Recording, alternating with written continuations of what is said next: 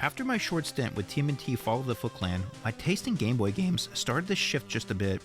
I was still smack dab in the middle of all the Turtles hype, but as far as the game series went, it didn't get much better than the selection I currently held at that time. With the recent release of Turtles in Time hitting the arcade scene, Back from the Sewers was the farthest possible off my radar. In fact, subconsciously, I would remain in those very sewers for many years to come.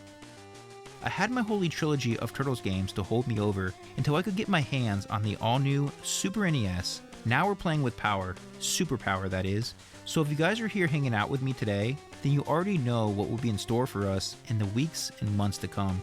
There was just so much amazing stuff being announced, not excluding the upcoming list of Game Boy titles either. In fact, I was still getting good use out of mine too, being treated to some of the very best this big old brick had to offer. However, with a strict limit placed on my yearly wish list, I wouldn't pick up Back from the Sewers until around the time I started heavily collecting in college. Did I really miss out by passing on this one? Well, from an initial glance, the visuals are absolutely stunning. And for a Game Boy entry, there's an exorbitant amount of enemies and bosses sprinkled throughout here, so I'm sort of making the case for myself as we speak. Still, looks can be deceiving, and I've really only ever heard mixed reviews about this game. So it's only fitting that I now find myself jumping back into this one as I make my way from the sewers back to the mean streets, looking to cap off this Turtles marathon sooner than we think, as it's now just a mere sprint to the finish line. So join me on my latest expedition as we reach the highest of highs and the lowest of lows, taking the good with the bad to the downright ugly that makes this Turtles entry so polarizing. As I look for some much needed closure with this one, that one entry I now so desperately seek to put the rest.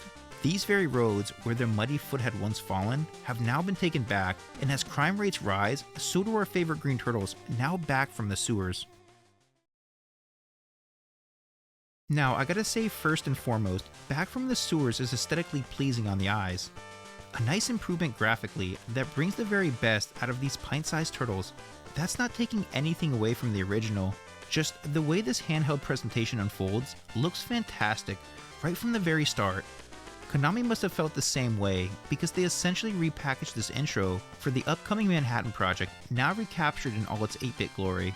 Nevertheless, this intro isn't the only cutscene to marvel at here, as many more become rewarded to you the further you travel these roads, popping up as you transition from stage to stage. However, these moments won't come without a price because you need to work your shell off to reach them. This game is downright brutal at times, and you're going to need any and all tools available to you to best the many challenges that await. But don't panic just yet. Our turtles bring a few new offerings to the table, so we need to run them down sooner than later. So, jumping right in here, these new offerings come in large through the fresh new play mechanics. The manual attempts to break them down here, but leaves out a good chunk of them. For starters, our turtles come equipped with their familiar arcade attributes, with Leo and Mike now established as your center of balance characters. Donnie as your standard heavy with his powerful long-range striking and lowered speed, as Raph is inverse, providing you overall top speed with a shorter but quicker offense. The manual charts these attributes here, only with a more simplified approach. However, where things get interesting here is by trade, as our heroes have acquired a few new techniques during those high-intensity training sessions. These maneuvers allow our turtles to execute a much more well-rounded offense, allowing them to get the very best out of those radical mutant powers awarded to them. That infinite supply of throwing stars have now become a relic of the past, replaced with a swift straight jab that's vital in close-range combat. It's quick and efficient, delivering a much-needed reality check to those that try to run up on you. You'll also be required to master the brand new pizza-powered slide kick, allowing you to pivot past the deadliest of foes in style, evading an oncoming ambush. Again, put these skills to good use as each new stage incorporates several new gameplay features that redefine the linear beat-em-up approach seen in Fall of the Foot Clan. A good chunk of your hurdles will be overcome by maneuvering past environmental hazards, scaling the rich architecture that towers over the city. Things have indeed changed since we last got called to action too. Gone are the days of those straight and narrow city streets. As the technological world is constantly evolving, our turtles will find themselves speeding down these big city streets, or journeying the sewer systems below, granting fans a far more open-ended adventure that's immersive from the start to the very end. Not only are the turtles back from the sewers, they're here to restore that feeling we call turtle power. So strap in, as the turtles now take a trip back to your favorite system on the go, rescuing joining the lovely April O'Neil on their greatest handheld journey yet. We open up our latest journey, fresh out the Turtle Den, just as this title suggests, traveling the underground tunnels in efforts to thwart off the latest ambush. Shredder's goons appear to be multiplying in rapid numbers as he continues to strengthen his growing rise to power. With each new attempt at a hostile takeover, the Turtles' margin of victory continues to dwindle. If you're not evading a series of explosive debris, you're anticipating a covert attack by those whom hide in the shadows, dropping down from the sewer piping above. Things aren't any less chaotic on the surface either, as the local brick and mortar shops now appear ransacked by the Foot Clan, looking to carry out their orders from the higher-ups.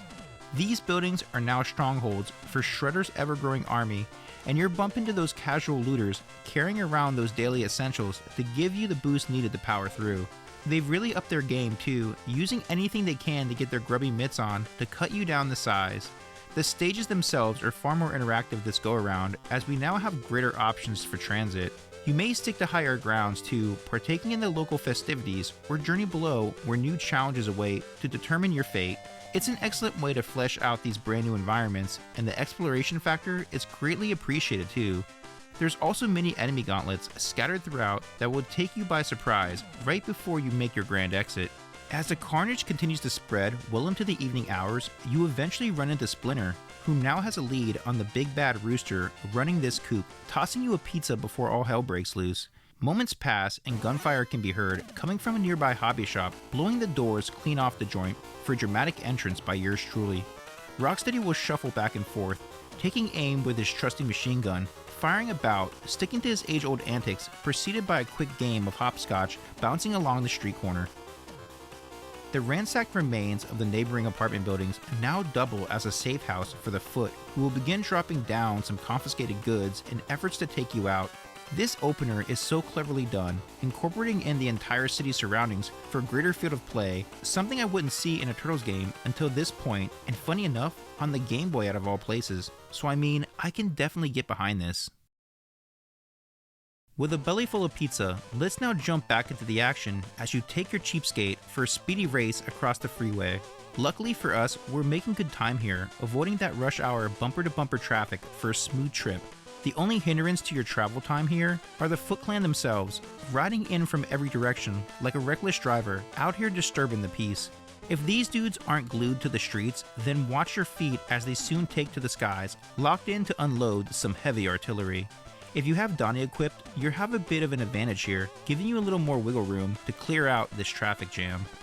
Continue keeping your eyes peeled for those stealth bombers looking to leave a fresh spread of lovely green turtle stew across the steamy hot pavement.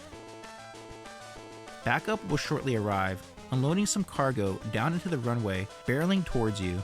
Keep your cheapskate steady as you continue to stay on the heels of each foot soldier as they pop in the frame. Eventually, you reach a dead end, as the road construction ahead will place us on a detour. As you roll up on the construction site, you soon realize where all the noise was coming from. Bebop now makes his grand entrance, strapped up with some killer new tech, which he's itching to try out, an automatic stun gun that fires a series of crystalline bullets that look otherworldly. He shuffles back and forth, very similar to Rocksteady, only on the freeway, he has a far greater playing field to hop across.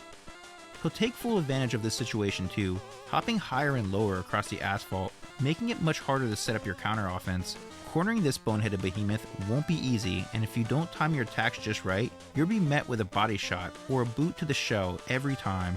This will be your first true test, and a tiny glimpse into the shitstorm that is brewing in the stages to come. By the time you finish off with Bebop here, you'll be begging for this game to throw you a bone. Well, you couldn't have asked at a better time. By completing a stage, you'll be rewarded for all that hard work. Well, sorta. Remember those quirky little bonus stages from Fall of the Foot Clan? Well, unfortunately, they don't make a return here, now replaced by these glorified collectathons, requiring you to scarf down as many pizzas as physically possible before the timer runs out.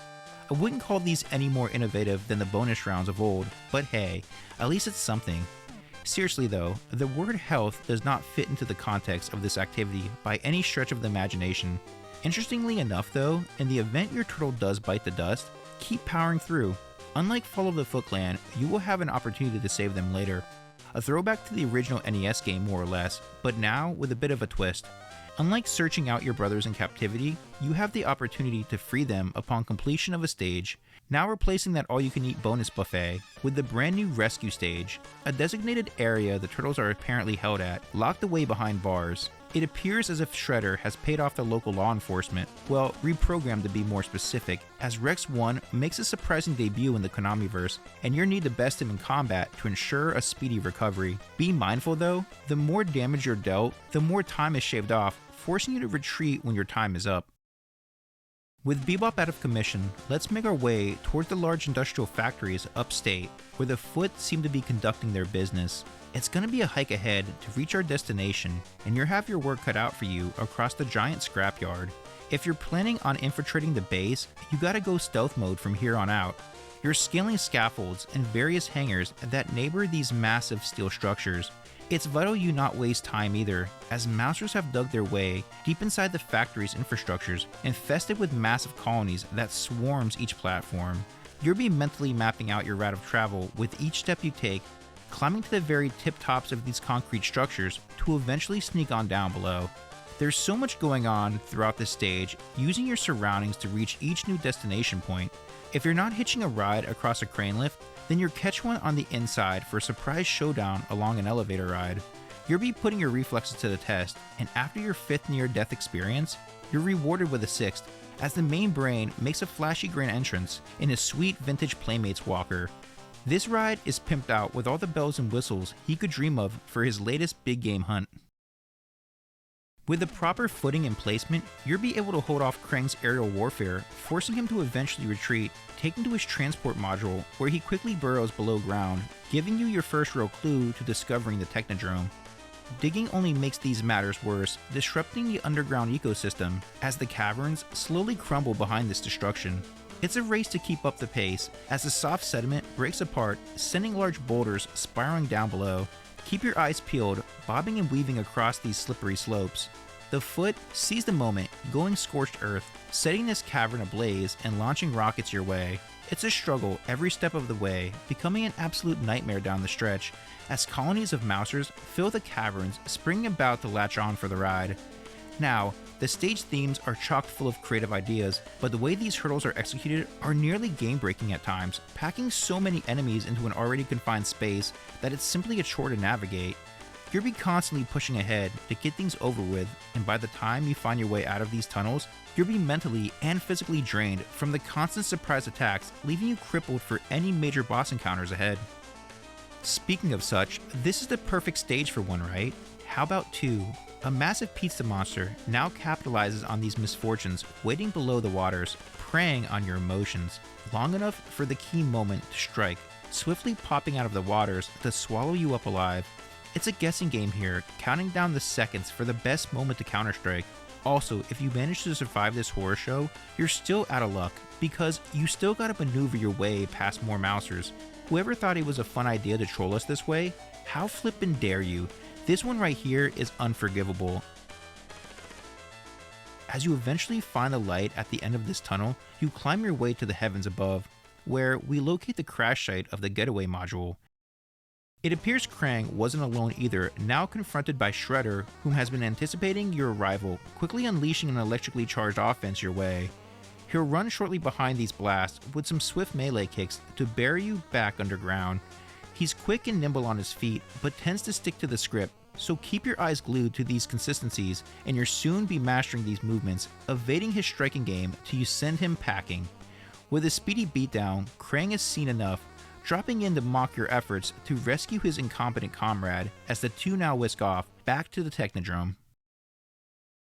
With our 2 favorite adversaries humbled, you'll soon get tipped off to April's whereabouts, now trapped in a nearby faculty. The team regroups, looking to the heavens as they scale those hovering platforms that are staircases to the city in the sky. It's here this game takes another frustrating left turn, as you need to climb these platforms in a specific sequence to open our pathway forward. If you assume you're just going to climb your way there, then you're sadly mistaken. The screen will consistently loop, leaving you guessing your every step, and it ultimately just ruins the flow, throwing the casual player for a loop who goes in blindfolded. With enough trial and error, you'll find the destination, guarded by our boy Baxter, whom sticks to what he knows best, Buzzing back and forth with his typical keep away antics, you know what you gotta do here, so make quick change out of this chump. Inside the old abandoned warehouse, you discover some squatters eager to claim this turf in the name of the foot. Continue ahead, following the sounds of April's voice. As they grow louder, the room will soon shake, bringing forth Granitor, who rolls on in to bring the pain. He wields his vintage flamethrower, yet is now able to manipulate his stone structure, contorting into a boulder to steamroll over you. Stay on guard to learn his sequence of attacks, barreling his way in and out of the room until this wrecking ball finds itself withering away back into this room's very foundation. Without delay, our turtles rush ahead where they reunite with April. With our bestie now free, our path to the Technodrome lies just ahead, buried deep below the Foot Clan's headquarters, deep inside the now hollowed earth. Here inside the Technodrome, it's a gauntlet to the bitter end. From the very entrance, you're taken on an escalator ride to Krang's personal guard dog. Luckily for us, the general track fight plays out similarly to the Granitor battle, only taking place on a 2D plane as your feet slide out beneath you. Stick to what worked prior, clearing each of his charges to break down his rocky exterior. After he gets body-bagged, continue your march towards the control room, traveling from floor to floor, scaling this mothership, anticipating whatever lies ahead. As our adventure moves towards a climax, your tackle Roadkill Rodneys zipping across the halls while the Foot Clan emerge from out the shadows looking to end your advances.